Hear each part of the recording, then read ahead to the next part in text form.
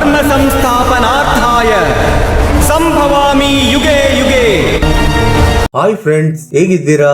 ಇವತ್ತಿನ ಅದ್ಭುತ ವಿಡಿಯೋಗೆ ನಿಮ್ಮೆಲ್ಲರಿಗೂ ಆತ್ಮೀಯ ಸ್ವಾಗತ. ಮಹಾಕುಂಭಮೇಳ ಸ್ಟಾರ್ಟ್ ಆಗಿದೆ. ಆದ್ರೆ ಮಹಾಕುಂಭಮೇಳದಲ್ಲಿ ಎಷ್ಟೋ ರಹಸ್ಯಗಳು, ನಮ್ಮ ಮಾನವನ ಜಾತಿಗೆ ಸರಿಸಾಟಿಯಾಗದ ಎಷ್ಟೋ ಘಟನೆಗಳು ನಡೆಯುತ್ತಿದ್ದಾವೆ. ಎಷ್ಟೋ ವರ್ಷಗಳಿಂದ ತಪಸ್ಸು ಮಾಡಿ ಬಂದಿರುವ ಸಾಧುಗಳಿಗೆ, ಸನ್ಯಾಸಿಗಳಿಗೆ ಕಾಣಿಸುವ ದಿವ್ಯ ಶಕ್ತಿಯ ಅನುಭವಗಳನ್ನ ಈಗ ಕುಂಭಮೇಳದಲ್ಲಿರುವ ಭಕ್ತಾದಿಗಳು ಅನುಮೋದಿಸುತ್ತಿದ್ದಾರೆ. ಈ ಸಾರಿ ಕುಂಭಮೇಳಕ್ಕೆ ಲಕ್ಷಾಂತರ ಮಂದಿ ಸನ್ಯಾಸಿಗಳು ಬಂದರು. ಅದರಲ್ಲಿ ಒಬ್ಬ ಸಾಧುವನ್ನ ಪೊಲೀಸರು ಅನುಮಾನ ಪಡುತ್ತಾ ಆತನ ಕೈಯಲ್ಲಿದ್ದ ಕೈಚೀಲವನ್ನ ಸರ್ಚ್ ಮಾಡಲು ತೆಗೆದುಕೊಳ್ಳುತ್ತಾರೆ. ಆ ಸಾಧುವಿನ ಮುಖದಲ್ಲಿ ದಿವ್ಯವಾದ ತೇಜಸ್ಸು ಕಾಣಿಸುತ್ತಿದೆ. ಆತನನ್ನು ನೋಡುತ್ತಿದ್ದರೆ ಎಷ್ಟೋ ತಾಂತ್ರಿಕ ವಿದ್ಯೆಗಳನ್ನ ಉಪಾಸನೆ ಮಾಡಿದ ಸಾಧುವಿನ ಹಾಗೆ ಕಾಣಿಸುತ್ತಾರೆ.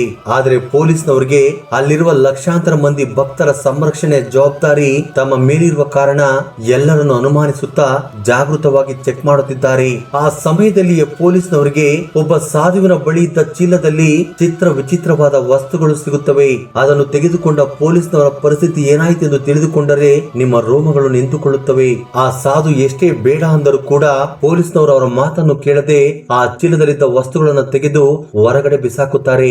ಆದ್ರೆ ಅದರಿಂದಾದ ಫಲವನ್ನ ಅನುಭವಿಸುತ್ತಾ ಈಗ ದುಃಖ ಪಡುತ್ತಿದ್ದಾರೆ. ಹಾಗಿದ್ರೆ ಆ ಸ್ಟೋರಿ ಏನು ಎಂಬುದನ್ನ ಇವತ್ತಿನ ವಿಡಿಯೋದಲ್ಲಿ ತಿಳಿದುಕೊಳ್ಳೋಣ ಬನ್ನಿ.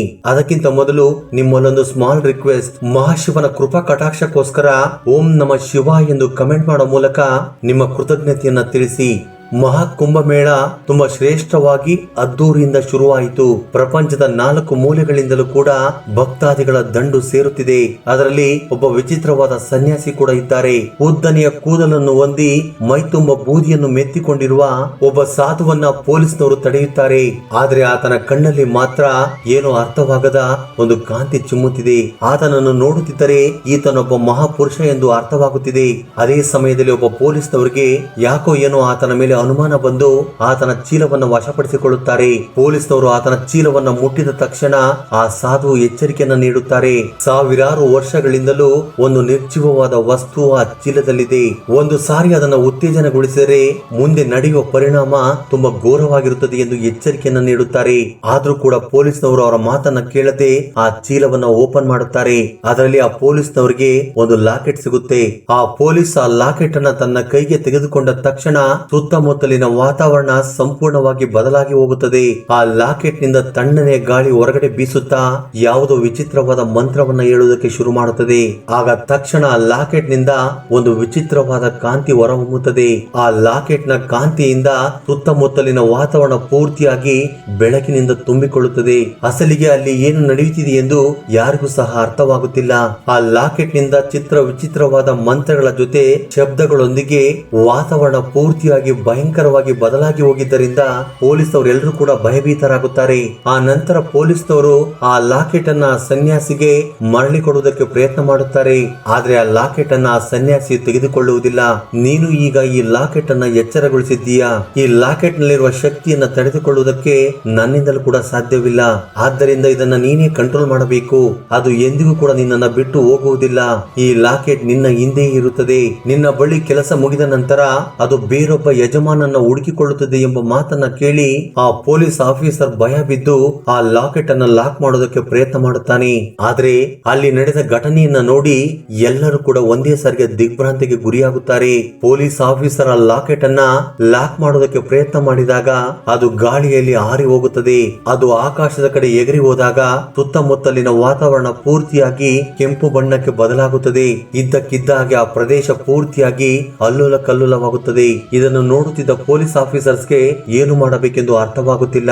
ಆಗ ಆತನು ತುಂಬಾ ಭಯ ಬೀಳುತ್ತಾ ಆ ಲಾಕೆಟ್ ಅನ್ನ ಹೇಗಾದ್ರೂ ಮಾಡಿ ಆ ಸನ್ಯಾಸಿಗೆ ಮರಳಿ ಕೊಡಬೇಕೆಂದು ಅಂದುಕೊಳ್ಳುತ್ತಾರೆ. ಆದ್ರೆ ಅಷ್ಟೊತ್ತಿಗಾಗಲೇ ಆ ಲಾಕೆಟ್ ಮಾಯವಾಗುತ್ತದೆ. ಅದು ಮಾಯವಾಗುತ್ತಲೇ ಆ ಸನ್ಯಾಸಿ ವಿಚಿತ್ರವಾಗಿ ನಗುವುದಕ್ಕೆ ಶುರು ಮಾಡುತ್ತಾರೆ. ಆ ಲಾಕೆಟ್ ಮಾಯವಾಗುವುದರ ಹಿಂದೆ ಏನು ರಹಸ್ಯವಿದೆ ಎಂದು ಆ ಸನ್ಯಾಸಿ ಹೇಳುತ್ತಿಲ್ಲ. ಆದ್ರೆ ಆ ಲಾಕೆಟ್ ತನ್ನ ಜನ್ಮಸ್ಥಳಕ್ಕೆ ಹೊರಟು ಹೋಗಿದೆ ಎಂದು ಅದನ್ನ ಕಂಟ್ರೋಲ್ ಮಾಡುವುದಕ್ಕೆ ಯಾರಿಂದಲೂ ಕೂಡ ಸಾಧ್ಯವಿಲ್ಲವೆಂದು ಆ ಸನ್ಯಾಸಿ ಪದೇ ಪದೇ ಆ ಪೊಲೀಸ್ ಆಫೀಸರ್ಸ್ಗೆ ಹೇಳುತ್ತಾರೆ. ಆ ಲಾಕೆಟ್ ನಲ್ಲಿರುವ ಶಕ್ತಿ ತನಗೆ ಯೋಗ್ಯವಾದ ವ್ಯಕ್ತಿಯನ್ನು ಮಾತ್ರವೇ ಆರಿಸಿಕೊಳ್ಳುತ್ತದೆ ಎಂದು ಆ ಸಾಧು ಹೇಳಿದ ಮಾತನ್ನು ಕೇಳಿ ಆ ಪೊಲೀಸ್ ಆಫೀಸರ್ಸ್ ಗಾಬರಿಗೊಳ್ಳುತ್ತಾರೆ. ತಮ್ಮ ಕಣ್ಣ ಮುಂದೆ ನಡೆದ ಈ ದೃಶ್ಯವನ್ನ ನಂಬುವುದೋ ಬೇಡವೋ ಎಂದು ಅನುಮಾನದಲ್ಲಿದ್ದಾರೆ. ಪೊಲೀಸ್ನವರೆಲ್ಲರೂ ಭಯಭೀತರಾದಾಗ ಆಗ ಆ ಸಾಧುವು ಅವರ ಬಳಿ ಒಂದು ವಿಷಯವನ್ನ ಹೇಳುತ್ತಾರೆ. ಈಗ ಅದರ ಶಕ್ತಿ ನಿಮ್ಮ ಬಳಿ ಸೇರಿಕೊಂಡಿದೆ. ನೀವು ಅದರ ಬಗ್ಗೆ ತಿಳಿದುಕೊಳ್ಳದೆ ಹೋದ್ರೆ ಖಂಡಿತವಾಗಿಯೂ ನಿಮ್ಮ ಪ್ರಾಣ ಅಪಾಯಕ್ಕೆ ಸಿಲುಕುತ್ತದೆ. ಆದ್ದರಿಂದ ನೀವೆಲ್ಲರೂ ನನ್ನ ಜೊತೆ ಈ ಶಕ್ತಿ ಇರುವ ವಾಸಸ್ಥಳಕ್ಕೆ ಬನ್ನಿ. ಆಗ ನಿಮಗೆ ಈ ಲಾಕೆಟ್ ನಲ್ಲಿರುವ ಶಕ್ತಿಯ ಬಗ್ಗೆ ತಿಳಿಯುತ್ತದೆ ಎಂದು ಆ ದಿವ್ಯ ಸಾಧು ಹೇಳುತ್ತಾರೆ. ಆ ಮಾತನ್ನು ಕೇಳಿದ ತಕ್ಷಣ ಆ ಪೊಲೀಸ್ ಆಫೀಸರ್ಸ್ ಆಲೋಚನೆ ಮಾಡುತ್ತಾರೆ. ನಂತರ ಅವರೆಲ್ಲರೂ ಧೈರ್ಯ ಮಾಡಿಕೊಂಡು ಆ ದಿವ್ಯ ಸಾಧುವಿನ ಹಿಂದೆ ಹೋಗುವುದಕ್ಕೆ ನಿರ್ಧಾರ ಮಾಡುತ್ತಾರೆ. ಸ್ವಲ್ಪ ದೂರ ಪ್ರಯಾಣ ಮಾಡಿದ ನಂತರ ಅವರಿಗೆ ಒಂದು ದಟ್ಟವಾದ ಅಡವಿ ಎದುರಾಗುತ್ತದೆ. ಆ ಅಡವಿಯಿಂದ ಚಿತ್ರ ವಿಚಿತ್ರವಾದ ಮಾತುಗಳು ಕೇಳಿಸುತ್ತಿದ್ದಾವೆ. ಯಾವುದೋ ಅದೃಶ್ಯವಾದ ಶಕ್ತಿ ಭಯಂಕರವಾದ ಮಂತ್ರಗಳನ್ನು ಹೇಳುತ್ತಿರುವಂತೆ ಕೇಳಿಸುತ್ತಿದೆ. ಎಲ್ಲರಿಗೂ ಇದು ಒಂದು ರೀತಿ ವಿಚಿತ್ರವಾದ ಮಿಸ್ಟೀರಿಯಸ್ ನ ರೀತಿ ಕಾಣಿಸುತ್ತಿದ್ದರೂ ಆ ಸಾಧುವನ್ನು ಮಾತ್ರ ಎಲ್ಲರೂ ಹಿಂಬಾಲಿಸುತ್ತಿದ್ದಾರೆ. ಕೇವಲ ಧೈರ್ಯದಿಂದ ಇದ್ದರೆ ಮಾತ್ರವೇ ವಿಜಯವು ಸಾಧ್ಯ ಎಂದು ಆ ಪೊಲೀಸ್ ಆಫೀಸರ್ಸ್ಗೆ ಚೆನ್ನಾಗಿ ಗೊತ್ತು. ಅವರೆಲ್ಲರೂ ತುಂಬಾ ಅನುಭವವಿರುವ ಸೀನಿಯರ್ಸ್ ಪೊಲೀಸ್ ಆಫೀಸರ್ಸ್ ಆಗಿದ್ದರಿಂದ ತುಂಬಾ ಧೈರ್ಯವಾಗಿ ಆ ಸಾಧುವನ್ನ ಹಿಂಬಾಲಿಸುತ್ತಿದ್ದಾರೆ. ಆ ರೀತಿಯಾಗಿ ಹೋಗುತ್ತಿದ್ದ ಅವರಿಗೆ ಒಂದು ಚಿತ್ರ ವಿಚಿತ್ರವಾದ ಪ್ರಪಂಚ ಕಾಣಿಸುತ್ತಿದೆ ಎಂದು ಅನಿಸುವುದಕ್ಕೆ ಶುರುವಾಗುತ್ತದೆ. ಎಲ್ಲಿಂದಲೂ ದುರ್ಗಂಧ ಭರಿತವಾದ ವಾಸನೆ ತಮ್ಮ ಮೂಗಿಗೆ ಆವರಿಸುತ್ತಿದ್ದರೆ ಅವರಿಗೆ ವಾಂತಿ ಬಂದಂತೆ ಆಗುತ್ತದೆ. ಆ ನಿರ್ಜನ ಅಡವಿಯಲ್ಲೆಲ್ಲ ಕತ್ತಲೆ ಆವರಿಸಿದೆ. ಅಲ್ಲಿ ಎಷ್ಟು ನಿಶಬ್ದವಾಗಿದೆ ಎಂದರೆ ಅಲ್ಲಿ ಕೇವಲ ಪೊಲೀಸ್ನವರ ಹೆಜ್ಜೆಯ ಶಬ್ದ ಮಾತ್ರ ಕೇಳಿಸುತ್ತಿದೆ. ನಮ್ಮನ್ನ ಯಾರು ಗಮನಿಸುತ್ತಿದ್ದಾರೆ ಎಂದು ಅಲ್ಲಿದ್ದ ಪೊಲೀಸ್ನವರಿಗೆ ಅನಿಸುತ್ತಿದ್ದರೂ ಕೂಡ ಧೈರ್ಯವಾಗಿ ಆ ದಿವ್ಯ ಸನ್ಯಾಸಿಯನ್ನ ಹಿಂಬಾಲಿಸುತ್ತಿದ್ದಾರೆ. ಆ ಅಡವಿ ತಾಂತ್ರಿಕ ಶಕ್ತಿಗೆ ವಾಸಸ್ಥಳವಾಗಿದೆ. ಅಲ್ಲಿಗೆ ಯಾರಾದರೂ ಪ್ರವೇಶ ಮಾಡಿದರೆ ಅವರು ತಮ್ಮಲ್ಲಿರುವ ಶಕ್ತಿಯನ್ನ ತಿಳಿದುಕೊಳ್ಳುತ್ತಾರೆ. ಹಾಗೆ ಮುಂದಕ್ಕೆ ಹೋಗುತ್ತಿದ್ದ ಆ ಪೊಲೀಸ್ನವರಿಗೆ ಒಂದು ಪಾಳು ಬಿದ್ದ ಬಂಗಲೆ ಕಾಣಿಸುತ್ತದೆ. ಇದಕ್ಕೂ ಮೊದಲು ನಿಮಗೆ ಕಾಣಿಸಿದ ಆ ಲಾಕೆಟ್ ನ ಶಕ್ತಿ ಇಲ್ಲಿಯೇ ಇದೆ ಎಂದು ಆ ಸಾಧು ಹೇಳಿದ ತಕ್ಷಣ ಎಲ್ಲರೂ ಕೂಡ ಆ ಬಂಗಲೆ ಕಡೆ ನೋಡುವುದಕ್ಕೆ ಶುರು ಮಾಡುತ್ತಾರೆ. ಆಗ ತಕ್ಷಣ ಆ ಬಂಗಲೆ ಒಳಗೆ ಪ್ರವೇಶ ಮಾಡಿದ ಪೊಲೀಸ್ ಆಫೀಸರ್ಸ್ಗೆ ಯಾವುದೋ ಒಂದು ರೀತಿಯ ಅರ್ಥವಾಗದ ಫೀಲಿಂಗ್ಸ್ ಉಂಟಾಗುತ್ತದೆ. ಎಲ್ಲರೂ ಒಂದು ರೀತಿ ಅಯೋಮಯವಾಗಿ ಗಾಬರಿಯಿಂದ ಒಳಗಡೆ ಹೋಗುತ್ತಾರೆ. ಆ ಬಂಗಲೆಯ ಒಳಗೆ ಒಂದು ವಿಚಿತ್ರವಾದ ಬಂಡೆಯ ಕಲ್ಲು ಇದೆ. ಆ ಬಂಡೆಯ ಮೇಲೆ ಚಿತ್ರ ವಿಚಿತ್ರವಾದ ಚಿತ್ರಗಳು ಇದ್ದಾವೆ. ಅದರ ಸುತ್ತಲೂ ತುಂಬಾ ರಹಸ್ಯವಾದ ಶಕ್ತಿ ಇದೆ. ಆ ಕಲ್ಲಿನ ಮುಂದೆ ಕುಳಿತುಕೊಂಡ ಆ ದಿವ್ಯ ಸಾಧು ಏನೇನೋ ಮಂತ್ರವನ್ನು ಪಠಿಸುವುದಕ್ಕೆ ಶುರು ಮಾಡುತ್ತಾರೆ. ಇದ್ದಕ್ಕಿದ್ದ ಹಾಗೆ ಆ ಬಂಡೆಯಿಂದ ಒಂದು ವಿಚಿತ್ರವಾದ ಕಾಂತಿ ಹೊರಹೊಮ್ಮುತ್ತದೆ. ಆ ಕಾಂತಿಯ ತೀಕ್ಷ್ಣತೆಗೆ ಪೊಲೀಸ್ನವರು ಕಣ್ಣು ಮುಚ್ಚಿಕೊಳ್ಳುತ್ತಾರೆ. ಆ ನಂತರ ಅವರು ಕಣ್ಣು ತೆರೆದು ನೋಡಿದಾಗ ಸುತ್ತಮುತ್ತಲಿನ ವಾತಾವರಣ ಪೂರ್ತಿಯಾಗಿ ಬದಲಾಗಿ ಹೋದಂತೆ ಕಾಣಿಸುತ್ತದೆ. ಆ ದಿವ್ಯ ಸಾಧುವು ಕೂಡ ಒಂದು ಕಾಂತಿಯ ಪುಂಜದ ಹಾಗೆ ಬದಲಾಗಿ ಹೋಗಿದ್ದರು. ಅಲ್ಲಿದ್ದ ಪೊಲೀಸ್ನವರು ಎಲ್ಲರಿಗೂ ಕೂಡ ಯಾವುದೋ ರಹಸ್ಯವಾದ ಶಕ್ತಿ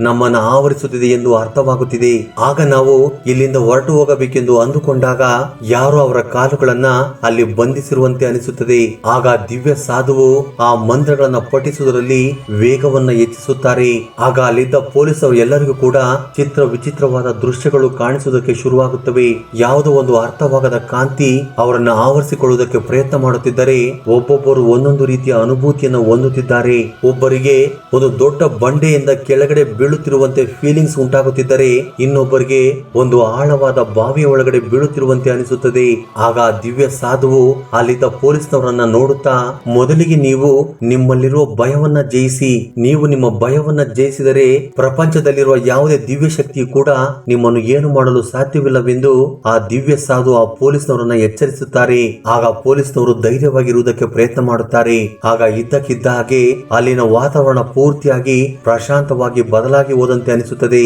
ಆಗ ಅಲ್ಲಿದ್ದ ದಿವ್ಯ ಸನ್ಯಾಸಿ ಕೂಡ ಅದೃಶ್ಯರಾಗುತ್ತಾರೆ. ಆದ್ರೆ ಅಲ್ಲೇ ಇದ್ದ ಒಂದು ಮರದಿಂದ ಒಂದು ವಿಚಿತ್ರವಾದ ಶಬ್ದ ಕೇಳಿಸುತ್ತದೆ. ಎಲ್ಲಿಯವರೆಗೂ ನಿಮ್ಮಲ್ಲಿರುವ ಭಯವನ್ನು ನೀವು ಜಯಿಸುವುದಿಲ್ಲವೋ ಅಲ್ಲಿಯವರೆಗೂ ಈ ದುಷ್ಟ ಶಕ್ತಿ ನಿಮ್ಮನ್ನ ಅಟ್ಟಾಡಿಸುತ್ತದೆ ಎಂದು ಆ ಸ್ವರ ಕೇಳಿದ ನಂತರ ಅಲ್ಲಿನ ವಾತಾವರಣ ಪೂರ್ತಿಯಾಗಿ ಮೊದಲಿನ ಹಾಗೆ ಬದಲಾಗುತ್ತದೆ. ಆ ನಂತರ ಪೊಲೀಸ್ನವರು ಅಲ್ಲಿಂದ ಮತ್ತೆ ಕುಂಭಮೇಳಕ್ಕೆ ಹೊರಟು ಬರುತ್ತಾರೆ. ಅಲ್ಲಿ ಅವರಿಗೆ ಆದ ಅನುಭವವನ್ನ ಅವರು ಎಂದಿಗೂ ಸಹ ಮರೆತು ಹೋಗುವುದಿಲ್ಲ. ಇದು ಕನಸು ಅಥವಾ ಸತ್ಯವೋ ಎಂದು ಅವರಿಗೂ ಸಹ ಪೂರ್ತಿಯಾಗಿ ಅರ್ಥವಾಗುತ್ತಿಲ್ಲ. ಇದಾದ ಕೆಲವು ದಿನಗಳ ನಂತರ ಯಾವ ಪೊಲೀಸ್ ಆ ದಿವ್ಯ ಸಾಧುವಿನ ಚೀಲದಿಂದ ಲಾಕೆಟ್ ಅನ್ನ ತೆಗೆದುಕೊಂಡಿದ್ದರೋ ಆ ಆಫೀಸರ್ಸ್ಗೆ ಒಂದು ಪಾರ್ಸಲ್ ಬರುತ್ತದೆ. ಆ ಪಾರ್ಸಲ್ ನಲ್ಲಿ ಆ ದಿವ್ಯ ಸಾಧುವಿನ ಚೀಲದಿಂದ ತೆಗೆದುಕೊಂಡಿದ್ದ ಲಾಕೆಟ್ ಇದೆ. ಅದನ್ನು ನೋಡಿದ ತಕ್ಷಣ ಆ ಪೊಲೀಸ್ ಆಫೀಸರ್ಸ್ ಭಯಭೀತನಾಗುತ್ತಾನೆ. ಆ ಲಾಕೆಟ್ ನ ಜೊತೆ ಆತನಿಗೆ ಒಂದು ಲೆಟರ್ ಕೂಡ ಸಿಗುತ್ತದೆ. ಆ ಲೆಟರ್ ನಲ್ಲಿ ಈ ಅದೃಶ್ಯ ಶಕ್ತಿ ನಿಮ್ಮ ಜೀವನವನ್ನ ಬದಲಾಯಿಸುತ್ತದೆ ಎಂದು ಇದೆ. ಆ ದುಷ್ಟ ಶಕ್ತಿ ಆ ಪೊಲೀಸ್ ಆಫೀಸರ್ಸ್ ಅನ್ನ ಇನ್ನು ಅಟ್ಟಾಡಿಸುತ್ತಲೇ ಇದೆಯಾ? ಸ್ನೇಹಿತರೆ, ಈ ವಿಡಿಯೋ ಬಗ್ಗೆ ನಿಮ್ಮ ಅಭಿಪ್ರಾಯ ಅನಿಸಿಕೆಗಳನ್ನ ಕಮೆಂಟ್ ಬಾಕ್ಸ್ ಅಲ್ಲಿ ಕಮೆಂಟ್ ಮಾಡಿ. ಹಾಗೆ ಈ ವಿಡಿಯೋ ನಿಮ್ಗೆ ಇಷ್ಟವಾಗಿದ್ದರೆ ದಯವಿಟ್ಟು ಲೈಕ್ ಮಾಡೋದನ್ನ ಮರೆಯಬೇಡಿ. ಜೈ ಶ್ರೀ ಕೃಷ್ಣ ವಾಸುದೇವ. ಧನ್ಯವಾದಗಳು.